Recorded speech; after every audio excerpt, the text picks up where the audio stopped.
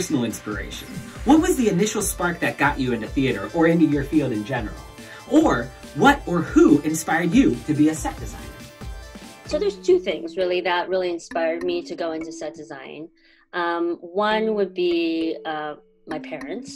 They took us to see plays from a very young age, and so I've just been exposed to theater a lot as an audience member, and I always was very fascinated by the magic of theater because it happens live and it's different every single time. My teachers were the ones that inspired me to get into theater. I started as an actor in kindergarten. I was a toy soldier, and I loved playing and exploring and memorizing for some reason. Gravitated toward design in high school and undergrad because I realized that they always wanted me to come and help build, because I knew how to build things. And it was my father who had a wood shop that I was out there all the time, and made him let me play and let me build things and let me help and let me refinish and stain. And I didn't realize that not everyone had that skill. I mean, I had just been doing that since I was little. So I think that I turned the play, the fun, and the idea of the skills that I had growing up, and I put them all together. I'm like, well, you should just be a designer, and then you never have to memorize lines again.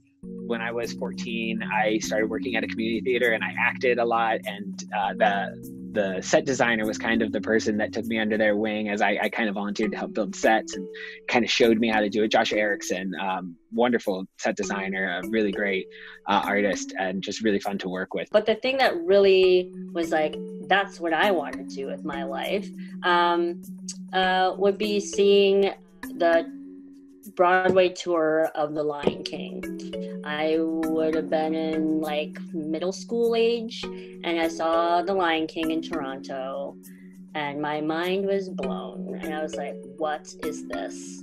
I had never really seen a musical of that scale. And the craftsmanship of that show, which I didn't fully grasp at the time. Now I do understand like the intricacies of that process. But at the time, I just was like, there's puppets, there's animals leaping, there's, you know, the African sun is like rising over the horizon with the little silk fluttering. I was just completely blown away by that. And I was like, that's what I want to do. Just realizing that there was no real correct answer for it, that, you know, maybe I saw something on Broadway before, a clip of something on Broadway, but seeing a design that's come to fruition based on the space and the people involved and everything in that regard kind of was just a really interesting moment for me. And it kind of just took me in a different direction in my understanding of life. And that's kind of where I got started with set design. In undergrad, breadth of knowledge course is what they used to call them, just a basic liberal arts. And I had taken a lot of photography and visual art courses, and I had never taken any music courses. So I decided that I would take a course in opera.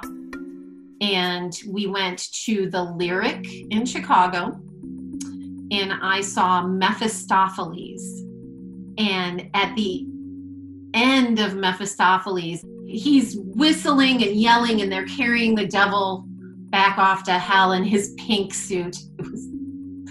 It was so beautiful. And then all the angels on these 3 tiers of balconies lean forward and throw out rose petals, and it all comes fluttering it down. And of course they added more rose petals from from the catwalks.